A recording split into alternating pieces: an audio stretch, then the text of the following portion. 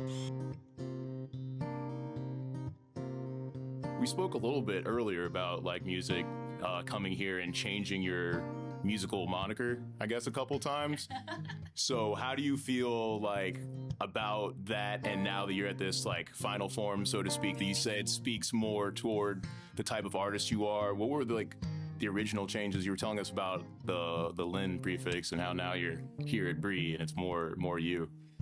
Yeah, so I have been an artist since I was 15 years old. My family moved out to California for me to be an actress, and then I was way too tall to do that. So I decided to start pursuing music, which has been my true love since I was very young. I started off as Brianna Lynn because I had a bunch of people who were trying to form me into like the next Taylor Swift, and Lynn was very country, and so I made a country album. I did all these different things, but it never felt like my true artistry. I was trying to be like somebody else.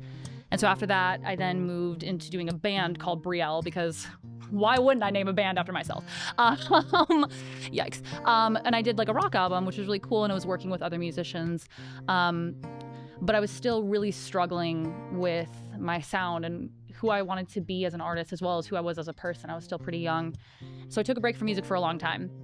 And I kept being like, you know what, I'm not going back. The industry's too hard, blah, blah, blah. It got to a point where I realized that I was killing a part of myself by not playing music. And so I was like, all right, if I'm going to do this again, if we're going to do this one more time, then I'm going to make sure that this time is fully for myself. And so I decided to shorten it again and just go by Bree. It makes it so difficult to find me on the internet. But it is very true to who I am. And so now as Bree, I write music that I want. I write it in the sound that I want. I experiment how I want with it. And it feels like the truest version of myself. The purest form is the shortest form. Yes.